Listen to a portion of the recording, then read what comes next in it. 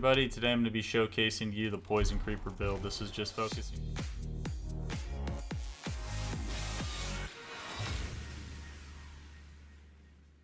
Poison Creeper build. This is just focusing solely on Poison Creeper. You can see it's the only companion on my bar, and we're going to run it and we're going to see how it goes. I'll show you the gear and stuff like that towards the end, but T80 is pretty much the highest that I've been able to like comfortably do. Obviously, if I pushed, I could probably go a little bit higher. I tried a T85, but it honestly was just so slow that I just like it's one of those things where like you might be able to get there, but I just amped it down just so I could make the video so it'd be easier for you guys to so I could actually get this done in like a reasonable time. Right, so you can see here I'm getting resets like mad. We got Poison Creeper doing lots of big things here. One downside to the build is you can't run that Shattered Vow in it because you just lose too much damage because you have to use Shepherds. You also need to use Creeping Death in order to make this build really do any damage.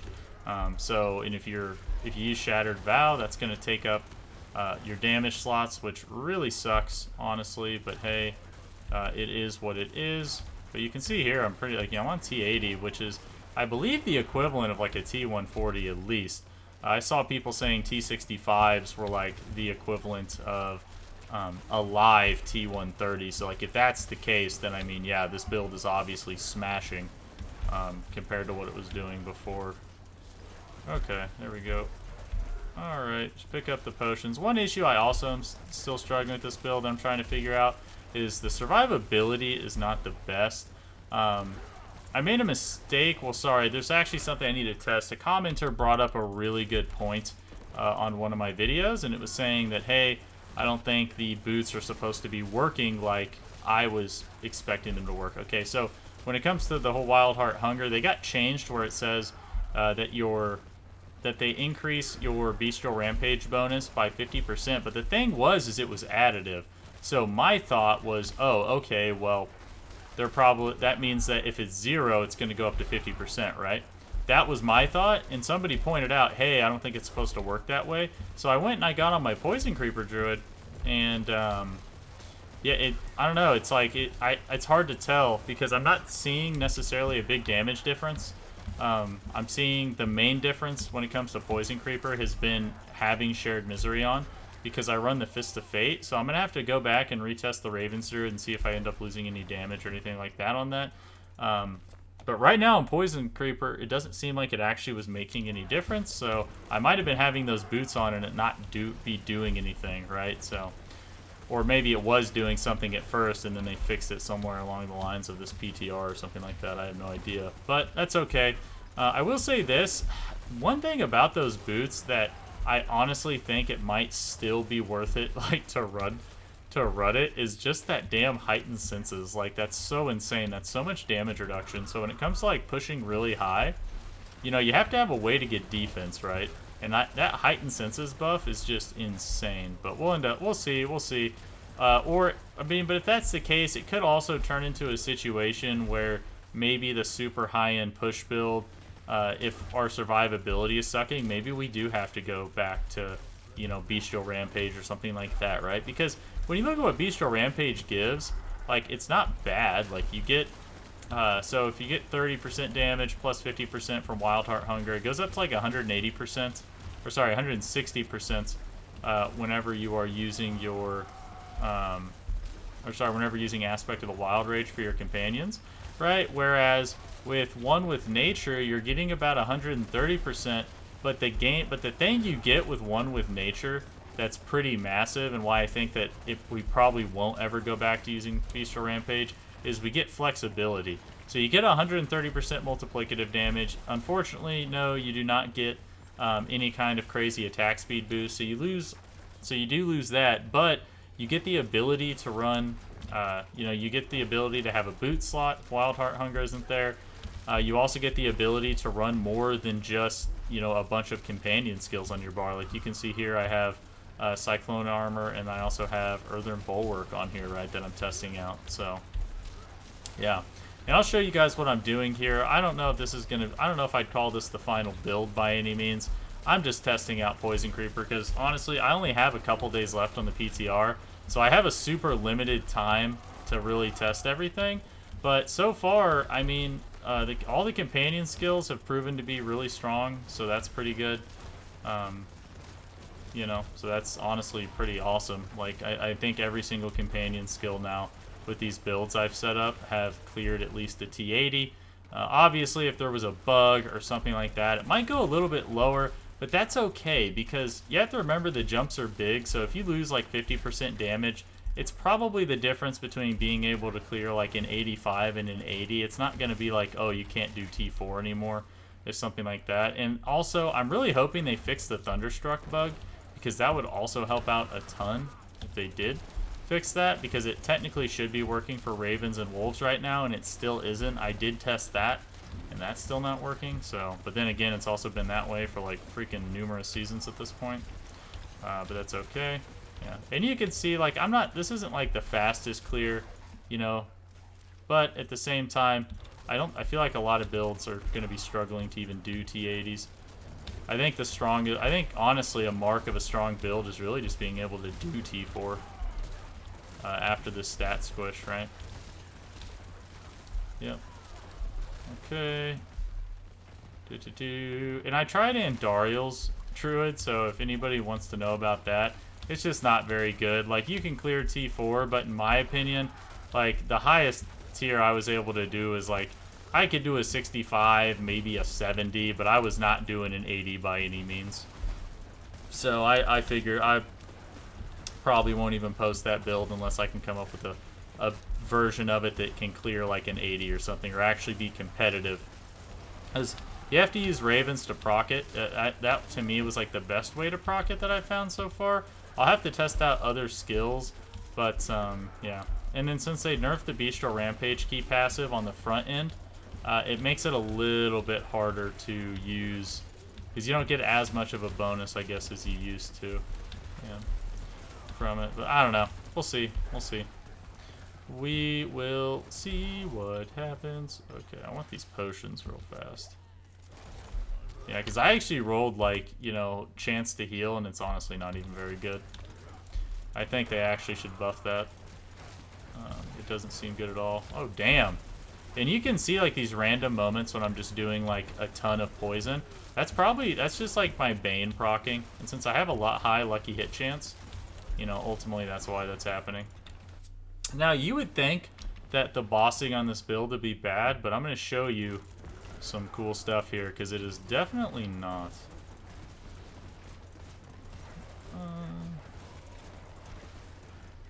Alright, hold on here. Oh. My gosh, got hit by that, can't believe it. Well, it's not amazing, but it's not as bad as you would think. Like, you'll see here in a second. That's, gosh dang it, go away. I freaking hate these shadow bosses sometimes. Like, this isn't bad, like, this is way better than I was expecting. Like, cause I was so used to, like, you know, having struggle bus issues on bosses with so many different builds. So, just keep doing this. Oh my gosh. Stop. Yeah, we actually got a terrible freaking second boss. It's like every time I make the dude vulnerable and try to stack some, like, serious damage on him. Okay. Yeah. Okay, let's... Oh. Alright. Okay. See if we can get him down to... just go away. Lilith, please.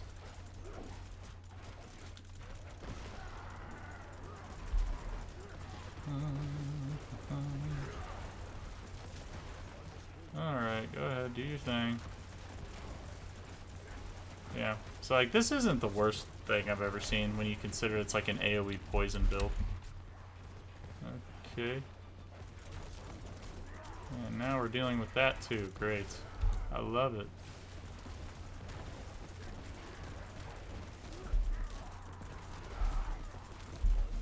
Alright.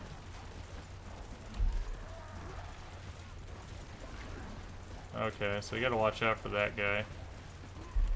Those things are gonna explode, I think. Oh, maybe not. I thought those things explode like super huge. Alright, come on. Oh, shit. I think some... Oh, yeah, I see what's happening here. Yeah, I don't even have all my... Okay. Keep going.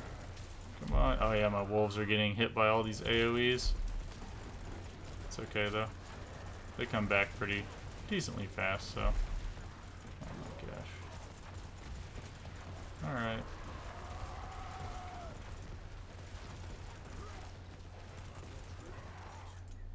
Oh, Jesus. A little bit of frame rate lag right there. Alright, come on now. Oh, I'm gonna get pulled in.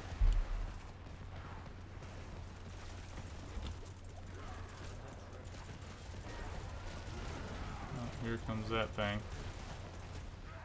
Yep, alright. Almost got it.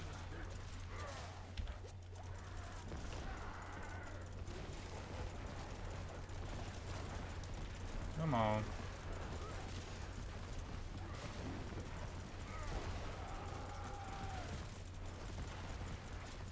Come on. Alright, as long as I don't die here, I should have it. Yep, there it is. I mean, that's not like the worst thing when you consider, you know, it's a T80. It's not like the best. Like, you know, Ravens and Wolves is just... this is like nowhere near as good as what Wolves bossing is. So, yeah. But anyways, guys, that is just kind of a quick run to show you what I'm using. I got Air of Perdition on. This is going to give us lucky hit chance. It's going to give us crit. I know that crit isn't very beneficial for poison builds, but it does give us a chance to reset our companion skills, which is pretty darn good. So critical strikes have up to a chance to, or 46% chance to reset that. You know, I don't have a G8 version of this, and it's not Masterwork, so that's going to go up way higher to make it even better. This also gives us 60% multiplicative damage, and I'm kind of expecting in Vessel of Hatred, when we get our mercenaries, that this will actually increase by pretty much like 60% for however many party members you have like in your group. Because it says you can slaughter enemies to briefly steal Lilith's favor from nearby allies. I don't know how long that is, but I assume that with the mercenary, that'll count as an ally. So this will go up to like 120%. Before this, you can use Crown of Lucian.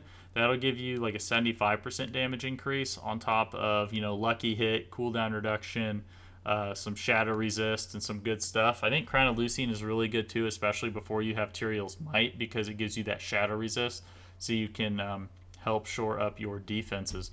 Okay, then we have Tyrael's Might. So this is going to be super duper good. If you don't have Tyrael's Might, you can just run Skinwalker's Aspect on a normal chest piece, or do something along the lines, or even Spirit Bond Aspect, I guess, if you don't want your wolves to die, but that's not really that big of a deal. So probably Skinwalkers.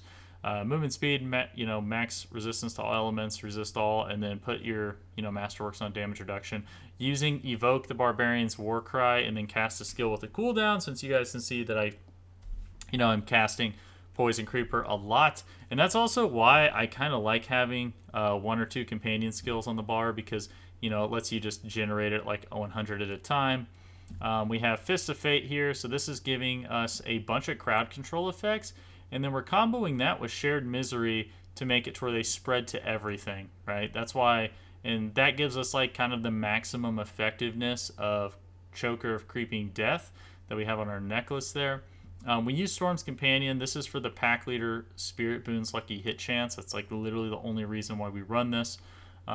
Otherwise, we'd run something else. And keep in mind, in AoE situations, you won't necessarily need this. This mainly is helpful on the boss, because on the boss, when you're doing single target, your like chance to reset is going to go way down. Whereas when you're in like a group of enemies, you know, pulverizing, you know, you'll be fine. You'll proc it all the time, even if you don't have Storm's Companion on. So then we have, you know, max life armor, movement speed, just a bunch of movement speed here. The reason why I went for the digital is because if we go over here to our skill tree, I have this new passive called Feral Aptitude, and you need to be above 100% movement speed in order to do this. So whenever we go into our werewolf form, we gain like 60% movement speed. So pretty solid overall. And when you also factor in the 40% movement speed that we get just on our boots in general, we get to that 100%. So we get both of the bonuses on that.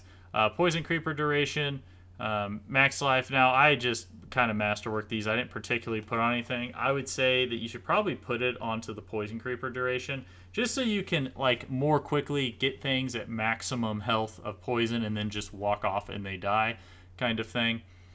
So yeah. And then we have at Shepherd's Aspect on the weapon. So with the addition of this new key passive, you don't have to have all the companions on the bar, but you can still get the benefits of Shepherds because you gain the passive effect. So that's why you can see I still have the wolves out. That's also why I still have ravens flying around, right? And that's also why I put, ravens right here, because it ups the passive effect where I get the 5 ravens by having points into this. And then I just have 1 points into wolf because I don't really need that for anything there. It gives you like a total of about 300 and some odd percent. If you have Moonrage on, it goes up to like 400% extra damage. Then we have Choker of Creeping Death. Now this one is only as good as however many CCs you have on the target. So yeah. So if you don't run Fist of Fate and Shared Misery, honestly, I found that Choker of Creeping Death isn't really worth it because you just can't put enough CC effects on things with regular Druid stuff in order to really make this worthwhile and do a lot of damage. It's like a very noticeable difference when you put on Shared Misery and Fist of Fate compared to when you don't have it on and you just try to roll like Chance to Stun or Chance to Freeze on your gear.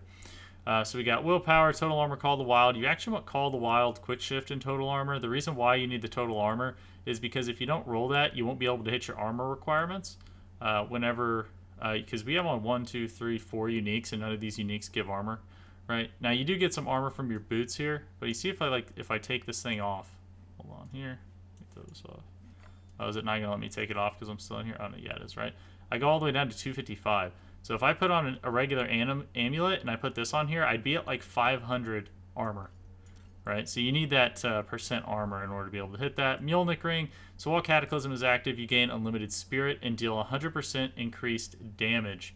So because we don't run Bestial Rampage, that kind of gives us access to running Mjolnir Ring to get that 100% extra damage. That's why, like, really, when you like the comparatively, like running Bestial Rampage versus One Wind Nature, you really are only losing the attack speed because you can just run Mjolnir Ring instead of Wild Rage, and then you have made up like all the difference and then some, actually, because I think you actually end up getting more out of Mjolnir Ring than you would out of Wild Rage. Then we have Band of the Stampede, gain 1 additional companion. So that 1 additional companion is actually huge.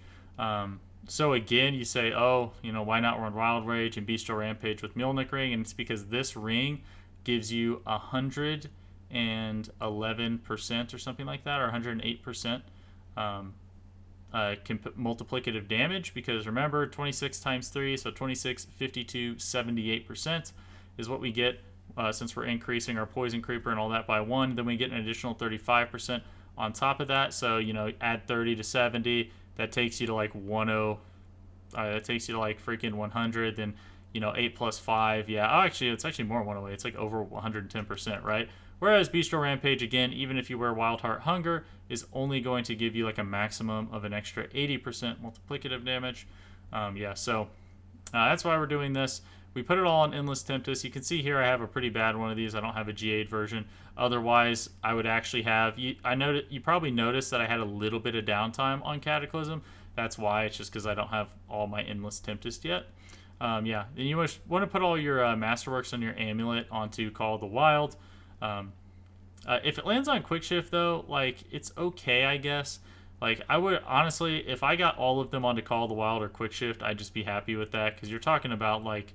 you are talking about like maybe a 10% difference or something like that. So, but yeah, but it's going to be really hard for you to even find that amulet because getting the armor in Call of the Wild is going to be more important than getting Quick Shift in Call of the Wild now because you really just need the armor.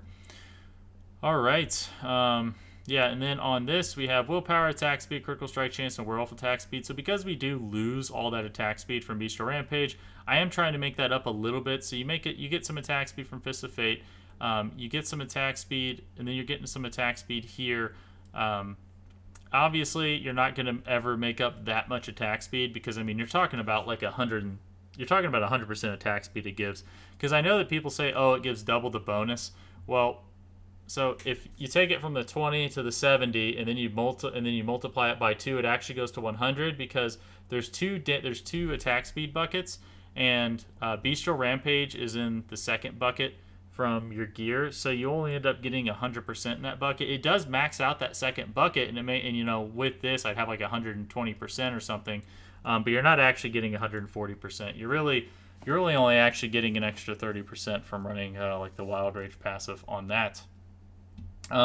Okay, but that's the build there. So we got Wariness, we have Iron Feather. I actually think going swooping attacks could be pretty decent here too, since we to try to make up again some more of that attack speed. We got Pack Leader, Calamity to extend our Cataclysm duration, and then we have Calm Before the Storm. This helps our Cataclysm, proc itself in order to, or I guess it helps our Cataclysm proc this in order to make it to where it'll like reset even faster.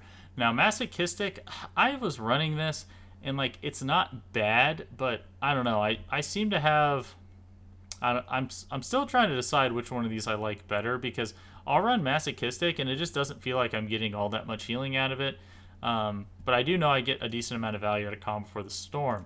So going on to the skill tree here, I'm going Claw, and then I go Pulverize because it gives us a 20% damage reduction buff. We got Iron Fur. I think I might have maybe 1 point into this just because I had like an extra point. Honestly, I think I want to put it into this. But yeah, so and we get 14 out of this. We put some points into here to get some crit chance, and then we got Earthen Bulwark, Enhanced, Preserving. Helps us like just keep our Fortify up a little bit more. I'm trying out Cyclone Armor. I'm not certain that this is what I'm going to use. I might honestly just switch this over to Debilitating Roar. So whenever I get into those situations where, I'm in a hairy situation, I can reduce their damage by a lot, at least for 4 seconds, and also get a damage amp. So I'll probably try this out next to see how that goes.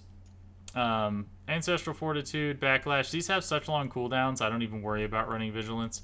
I guess if you wanted to, you could, but you need to make sure that you pay attention to the 6 seconds, like actually pay attention to the cooldown of it, so you can make sure you kind of stagger it. You don't want to ever use Earthen Bulwark and your Debilitating Roar at the same time. And I guess you could potentially make an argument that you could run this if you actually ran Bloodhowl, because then you would have a lower CD, and killing things would lower the CD even further. So you could actually use Bloodhowl to keep it up while your Earthen Bulwark's on cooldown. So all right, moving right along. So we have Wolves, then we have Poison Creeper, Enhanced Poison Creeper, and Ferocious Poison Creeper. We're not actually in human form a whole lot. It says you deal 5% increased damage while you're in human form. So one thing I need to test is if like you deal the damage while you're in human form, if you lose damage once you shift out of it, in terms of like the poison you already have applied to the target. I'm not sure how that works. I still need to research that, but we got Feral Aptitude. You deal 9% increased damage while healthy. You deal 9% increased damage while above 100% movement speed. These bonuses stack, so that's pretty cool because we're running so much of this. We got Call of the Wild, 96% bonus damage there. We are missing 2 ranks into it, so we actually could make this technically 24% stronger. Plus the Quick Shift would give me like another 18%, so I'm actually missing 40% damage on this build still from what you guys saw. Clarity, I do run Clarity because I cast this a lot and it'll help us increase our crit chance. I had some extra points to put in, so I felt like this made a decent amount of sense since I don't run Shifter in this in my Paragon. Then we have Ravens, and I run this. I put points into this so I can get the Brutal Ravens, so I can have the 2 additional Ravens, which equivalates to 52% multiplicative damage from Shepherds. We got Endless Tempest, and then I put Neurotoxin just so poisoned enemies are slowed. Envenom doesn't really benefit poison builds from my understanding. Poison can't really crits, so we got Cataclysm, Prime Cataclysm, Supreme Cataclysm. This is really good because you can see here now you can actually put points into it, and it significantly reduces the cooldown. You also can extend it by 4 seconds here, and then it makes everything vulnerable, so then we don't have to run the exploit glyph. So that's like why I'm a really big fan of just the Cataclysm setup in general. Catastrophe, you deal 15% increased damage for 8 seconds after casting an ultimate, so that's pretty cool.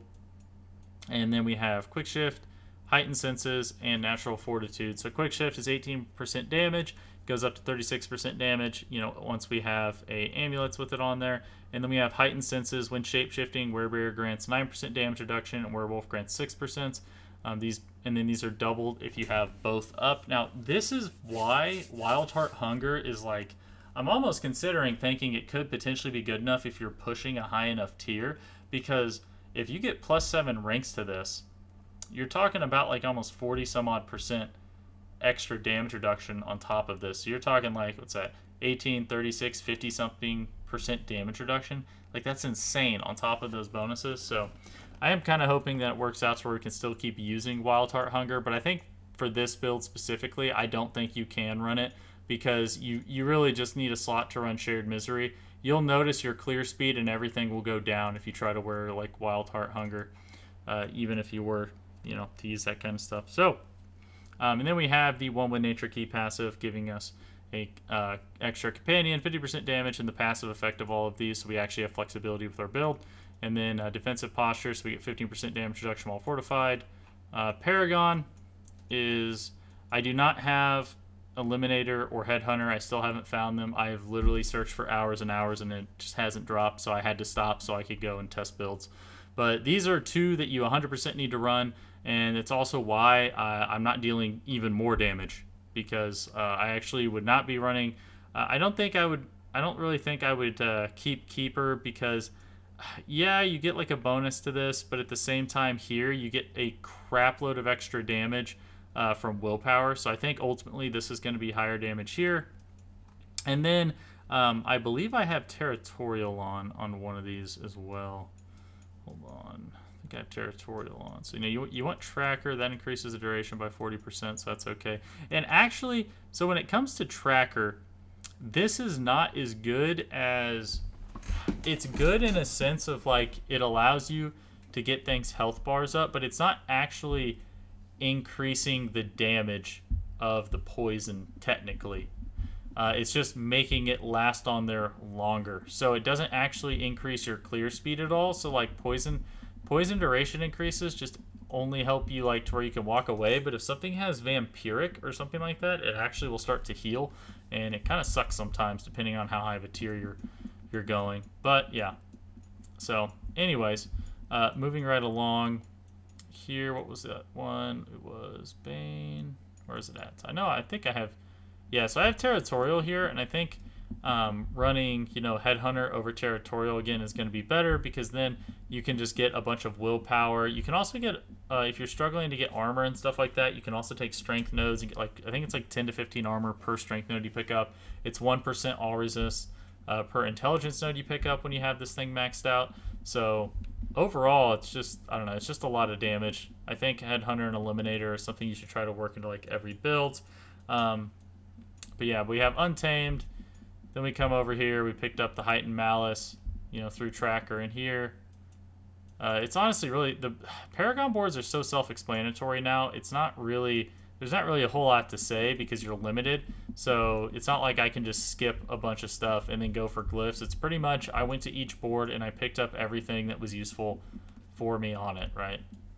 Then I came over here, picked up Ancestral Guidance, got a little bit of all resist with max life, got Bane. This gives us a chance to do double the poison damage, and then Territorial. And keep in mind, some of this stuff I don't necessarily like need the all resist, but if it has max life on it, I grabbed it anyway. And I think I actually am still, I think I was like a little bit short on one of these even after all that. Yeah, you can see here, look, 81.6%, 81.6%. Like, I'm actually still a little bit short on all resistance because of just how hefty the penalties are on T4. And then we pick up Inner Beast. So Inner Beast gives us the ability to reduce our ultimate cooldown. So as we shift back and forth, once we hit 10, it'll bring this down by 5 seconds. So the idea of this plus the Spirit Boon is that's how we're going to make it up. But ultimately, I think once I actually get like a G8 version of this with +7 ranks, and I'm able to get up to that like 50%, or I guess that extra 25% increase, I think I could probably just take this off maybe and try Masochistic again. But anyways, guys, that's the build so far. Still testing it. I mean, I only have a couple days left, so I don't know how much more I'm going to be able to improve these builds in that time. Plus, you know, obviously there's bugs and stuff like that. So once we get patch notes to see, you know, what things are working and, or I guess what things they fix, like hopefully Thunderstruck, but honestly at this point I doubt they're ever going to fix that. So Ravens and Wolves are going to cry until the end of time, but it's okay. But anyways, guys, thanks for watching. Like, subscribe if you want to see more, and I'll see you next time. Thanks.